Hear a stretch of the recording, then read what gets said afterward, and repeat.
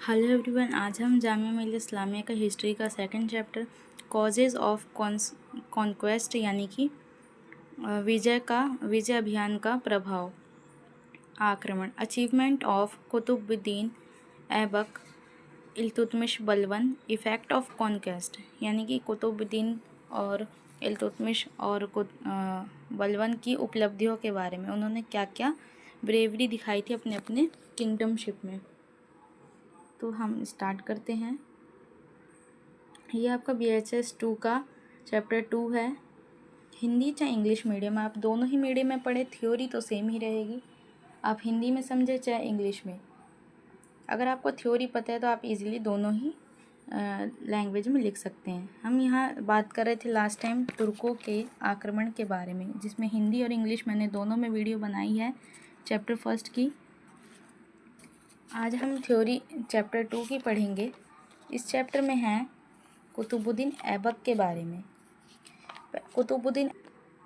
कुतुबुद्दीन ऐबक एक ऐसा राजा था जो गुलाम वंश का राजा कहलाया, जिसने गुलाम वंश की स्थापना की। तो देखते हैं मोहम्मद गौरी के डेथ के बाद जो उसने जो भारत में जो क्षेत्र जीते थे उसका प्रतिनिधि बना कुतुबुद्दीन ऐबक। उसका राइट हो गया ये। फर्स्ट कुतुबुद्दीन एस्टेब्लर है स्लेव वंश का यानी गुलाम वंश का। ये गुलाम था मोहम्मद गौरी का, इसलिए इसके बाद जो ये गुलाम होते हुए भी, ये सेनापति होते हुए भी एक तरह से गुलाम कहलाया। और ये जब राजा बना तो इसके वंश का नाम ही पड़ गया गुलाम वंश। कुतुबुद्दीन ने भारत में प्रथम प्रभुसत्ता संपन्न मुस्लिम राजवंश की स्थापना की। फर्स्ट ऑफ ऑल इसने मुस्लिम राजा की स्थापना की। पहली बार इसने दिल्ली को राजधानी बनाया और यहीं से सल्तनत काल की शुरुआत हुई। पिछले चैप्टर में मैंने आपको बताया था कि जिन राजाओं ने अपने नाम के आगे अपने आप को सम्राट की जगह सुल्तान कहना पसंद किया वो सल्तनत कहलाया। तो ये था दिल्ली सल्तनत काल, जिसमें दिल्ली सल्तनत काल में आप 5 वंशों के बारे में पढ़ोगे। गुलाम वंश, खिलजी वंश, तुगलक वंश, और तुगलक के बाद सैयद वंश और लोदी वंश। लोदी वंश में लास्ट इब्राहिम लोदी से लड़ाई करके पानीपत का बाबर युद्ध जीत जाता है और वहाँ से फिर मुग़ल काल की शुरुआत होती है। तो इस तरह से 5 वंशों ने दिल्ली सल्तनत में, और एक वंश मुग़ल काल जो लंबे समय तक चला वो उसने दिल्ली पर राज किया। तो दिल्ली सल्तनत और मुग़ल एम्पायर, 2 हम वंशों के बारे में इस पूरी बुक में पढ़ते हैं। चैप्टर 2 में हमें दिया है कि ये जो गुलाम वंश है इसमें मेन 4 कैरेक्टर्स के बारे में ही हम पढ़ेंगे।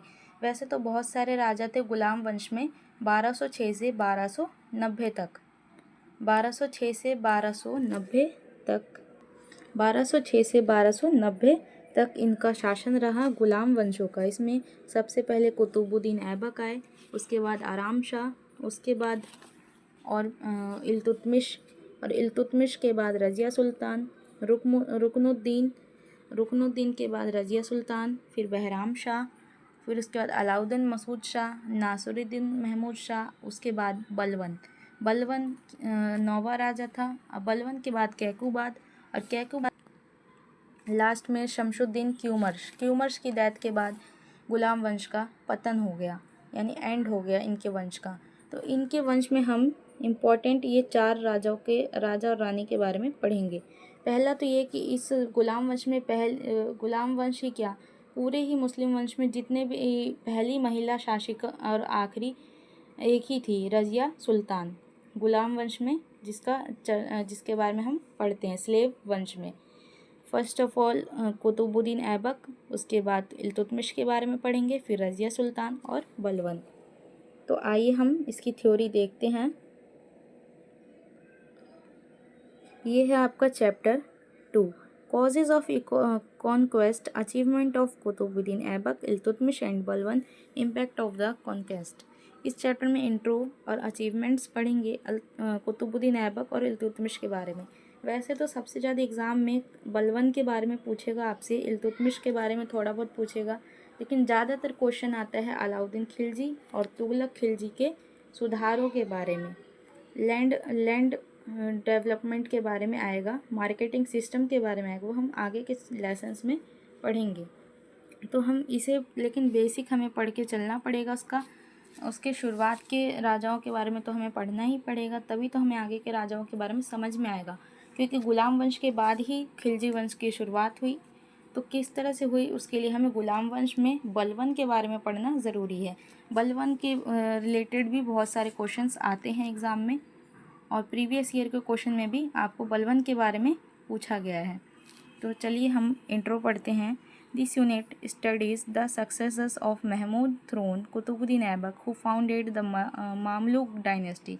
मामलुक यानी कि एक गुलाम वंश, डायनेस्टी वंश को कहते हैं। Iltutmish who is considered by most to be the true founder of the सल्तनत। And finally the rigid and despotic Ghiyasuddin Balban who strived to become the only one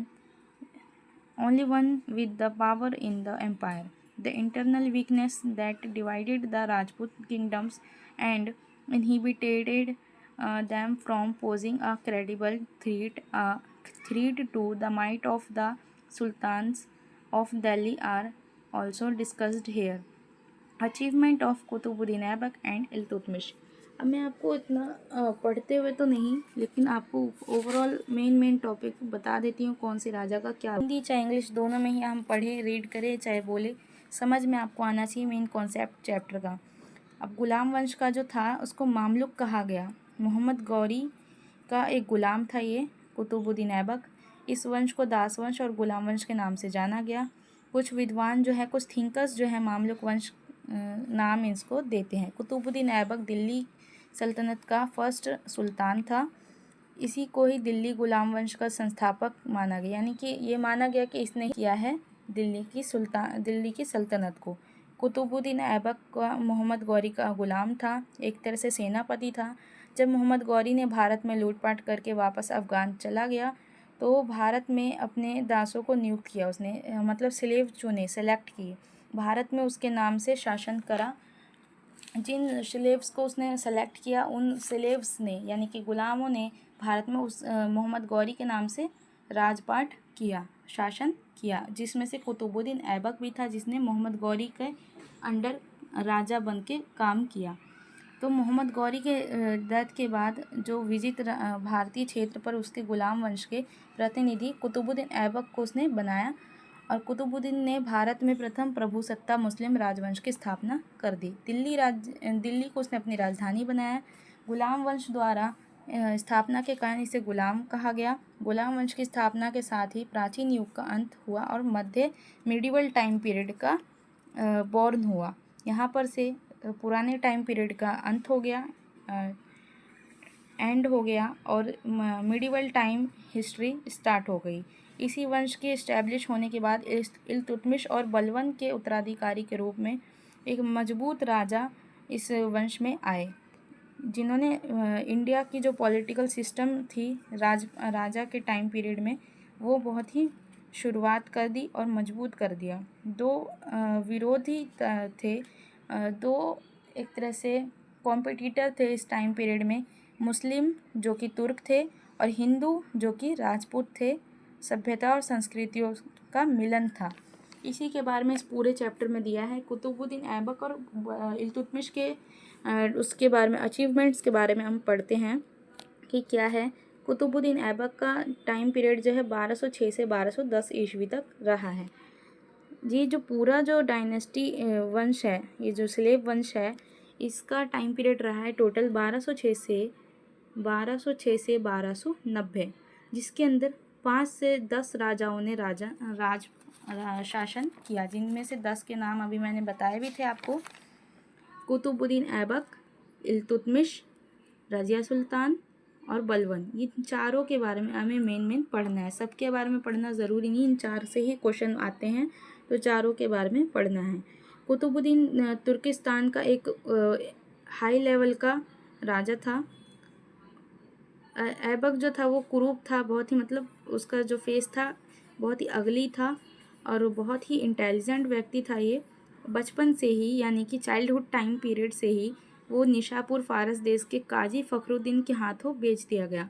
Fakhruddin की डेथ के बाद उसके बेटे ने ऐबक को बेच दिया और उसके बेटे के ने दोबारा जब बेचा तो मोहम्मद गौरी ने उसको ख़रीद लिया और इस तरह से कुतुबुद्दीन ऐबक मोहम्मद गौरी के अंडर में आया। तो ये था उसके beginning life story Qutubuddin Aibak की। उसके बाद हम इल्तुतमिश के बारे में देखते हैं। 1211 से लेकर 1236 तक उसने दिल्ली पर राज किया। इल्तुतमिश एक बहुत ही अच्छे फैमिली से बिलोंग करता था, वो भी तुर्क था। बचपन से ही बड़ा ही ब्यूटीफुल और बहुत ही ब्रेव था, इंटेलिजेंट था। और इसके भाइयों ने ज्वेलस फील करके इसे सौदागरों के हाथ बेच दिया। बिकते बिकते लास्ट में इल्तुतमिश को कुतुबुद्दीन ऐबक ने ख़रीद लिया। तो इस तरह से कुतुबुद्दीन ऐबक ने जब राज किया, अपने राजपाट के बाद उसने इल्तुतमिश को अपना शासन दे दिया। राज्यारोहण और संघर्ष यानी कि सत्ता के लिए लड़ाई, कॉन्क्वेस्ट। कुतुबुद्दीन ऐबक के बाद उसका जो बेटा था आराम शाह, वो दिल्ली की गद्दी पर बैठा और उसके बाद एक अयोग्य शासक यानी कि जो लायक नहीं था, अयोग्य, वो शासक आराम शाह जो था बिल्कुल भी लायक नहीं थे इस गद्दी के, वो ये प्रूफ हो गया। इल्तुतमिश ने दिल्ली पर अपनी सत्ता जमा ली, आराम शाह को बंदी बना लिया। इल्तुतमिश के सामने ज़बरदस्त कठिनाई थी और चारों ओर से वो दुश्मनों से घिरा हुआ था। तो हम देखते हैं कि after Moinuddin Muhammad Ghori his slave Qutubuddin set on the throne of Lahore 25 June AD 1206. 1206 to 8 was only a Malik to the brother of Muhammad Ghauri to at Gaur. At that time, the area of India under Turkey hold were Multan, Uch Naharwal, Wala, Pursor, Sialkot, Lahore, Taran, and Ajmer, Hansi, Kuhuram, Meerut, Delhi, Budaun etcetera etcetera. ये सब जो थे किसने जीते? मोहम्मद गौरी ने। Aibak was an expert horse rider बहुत ही expert था, ये एक्सपर्ट था हॉर्स राइडिंग में। और आर्कर था, बहुत अच्छा तीरंदाज था, तीर के निशाने पे लगाता था। Able and courageous commander. As a commander he served his master faithfully. After गौरी's death, Gauri के डेथ के बाद, अब ऐबक के बारे में जो मैं आपको बता रही थी वो है यहाँ पर, impressed his military superiority by temporary conquest over यालदौज of Ghazni. क्या किया? अब कुतुबुद्दीन ऐबक ने यालदौज को ख़त्म किया। यालदौज जो गजनी के थे, उन्होंने यहाँ पर दिल्ली को हड़पने की कोशिश की, दिल्ली पर अटैक किया। डिप्लोमेसी ओवर नसरुद्दीन कुबाचा, उसने नसरुद्दीन कुबाचा का भी दमन किया, एंड किया। Ruler of Multan to by giving military aid to Alimardan over the Khilji chief of Bengal. Aibak reconquered Badayu and Fakhabad, but he could not keep Ghazni under permanent control and could not reconquer Kalinjar and Gwalior. Hasan-un-Nizami, the author of the work Tajul Masir, wrote that Aibak dispensed justice impartially and helped to bring about peace and property in his empire. उसके empire period में ताजुल मसीर ने हसन उन निज़ामी एक writer था, author था, उसने help की, इसके न्याय के बारे में, ऐबक के बारे में बताया है। About peace and prosperity in the empire, बहुत ही शांति से उसका एम्पायर चल रहा था ऐबक का। After the warlike situation was more over, he turned his attention toward bringing about the prosperity and welfare of his people. Famous historian Hajj and many other scholars consider Aibak as the real founder of the Muslim rule in India. According to Professor ABM Habibullah कहते हैं अपने according कि Muizuddin had given the inspiration, yet it was Aibak who organized every aspect of Delhi Sultanate according to a well laid out plan.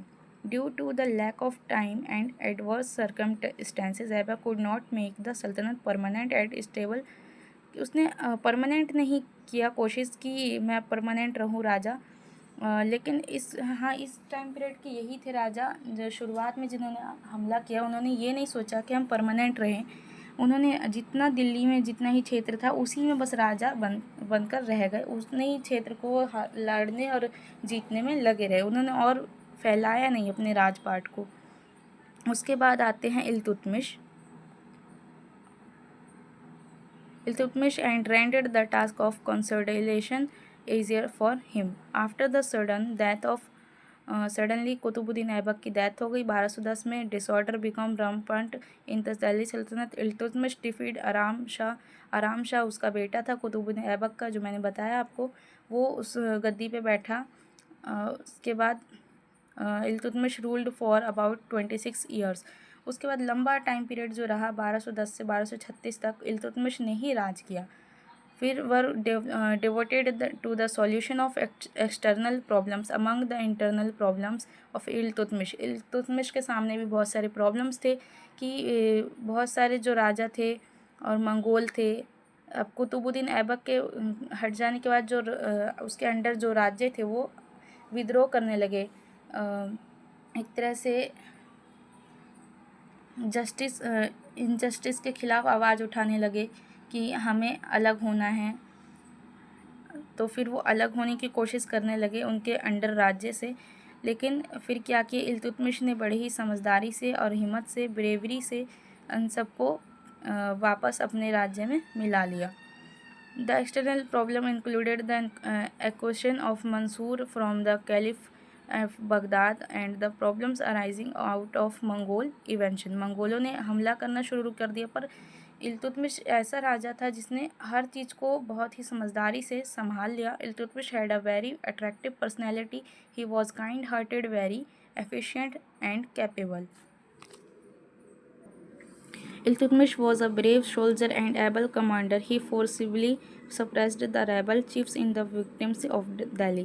Iltutmish defeated Yaldoj और तराइन का third युद्ध जो था वो इल्तुतमिश ने लड़ा था। Punjab and forced him to jump off into the river in those a bid to run away from Sindh. He cleared Bengal of the Khilji chiefs and conquered Malwa, Gwalior, Ranthambore, Mandu and Ujjain. इन सब को इसने अचीव किया। A review of Iltutmish military achievements shown that he achieved commendable success in the given circumstances. Iltutmish by his conquest reunited the disintegrating Delhi Sultanate, though he did not attain quick victories, but wherever he sent him armies, he achieved victory. उसने अपने armies को भेजा और victory की। Iltutmish was a foreign signed ruler. He consolidated and organized the newly forged तुर्की सल्तनत in Delhi. Iltutmish जो था उसने क्या किया कि ऐबक के बाद रियल फाउंडर वो कहलाता है दिल्ली सल्तनत का, जो स्लेव वंश का जो है रियल फाउंडर उसे माना जाता है इल्तुतमिश को। लंबे टाइम पीरियड तक यही रहा राजा। और दूसरा बलबन के बारे में हम पढ़ते हैं सबसे ज़्यादा। फिर क्या था, इल्तुतमिश ने एकता प्रथा अपनाई, एकता प्रथा चालू करी। और इल्तुतमिश के बाद हम यहाँ पर देखते हैं कि उसने काफ़ी युद्ध किए और उसने लाहौर को अपनी राजधानी बनाया। इल्तुतमिश का राज्य विस्तार और उसकी मृत्यु ये थी कि खोखर जाति की वजह से उत्तर पश्चिम सीमा पर वो अपना राज्य विस्तार नहीं कर सका और खोखरों ने लास्ट में 1236 से लेकर 1266 तक इल्तुतमिश के उत्तराधिकारी के रूप में दिल्ली के राज्य सिंहासन पर बैठने वाला सुल्तान था नसरुद्दीन। इल्तुतमिश के बाद रुकनुद्दीन हालांकि नहीं था। इल्तुतमिश की जो बेटी थी उसको वो अपना अगला उत्तराधिकारी चुन के गया था, क्योंकि इल्तुतमिश के जो बेटे थे वो उस लायक नहीं थे कि वो राजा बन सके। और इल्तुतमिश ने एक नियम भी लागू किया था, अगर किसी को न्याय चाहिए तो वो जुम्मा के दिन मस्जिद के पास आकर लाल वस्त्र में जनता के सामने आए और अपने लिए न्याय की आवाज़ लगाए। तो ऐसा ही जस्टिस के लिए किया। और इल्तुतमिश ने अपने टाइम पीरियड में क्या किया था कि 40 लोगों की एक सेना बनाई थी। तो 40 लोगों की सेना का जो था वो शुरुआत टाइम में इल्तुतमिश के टाइम में तो अच्छा रहा, बहुत अच्छा साथ दिया उन्होंने। लेकिन जब रज़िया सुल्तान का टाइम पीरियड आया तो जो 40 सैनिक थे उनमें लालच आ गया, हर आपस में ही लड़ते रहते थे राजा बनने के लिए, जबकि रज़िया सुल्तान का हक था ये। तो उसमें से रुकनुद्दीन फ़िरोज़ राजा बन गया 1236 में, पर वो ज़्यादा दिन नहीं रहा। जब रज़िया सुल्तान ने लाल वस्त्र पहन के जुम्मा के दिन न्याय के लिए आवाज़ लगाई जनता के बीच, जनता को जागरूक किया, तो रज़िया सुल्तान बनी 1236 से 1240 तक। रज़िया सुल्तान के बाद बहराम शाह, मसूद शाह, नासरुद्दीन महमूद ये सब आए। इसके बाद नसरुद्दीन जो था 1246 से 66 वो ज़्यादा ही इम्पोर्टेंट नहीं रहा। यहाँ पर हम बात कर रहे थे नसरुद्दीन शाह की।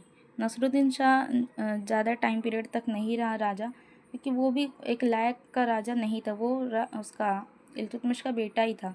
उसने नाम मात्र के लिए राज किया, लेकिन उसके अंडर जो प्रधानमंत्री था, उसका प्राइम मिनिस्टर उसने चुना था, बलवन को चुना था। बलवन एक बहुत ही होनहार प्राइम मिनिस्टर था, सैनिक था, सेनापति था।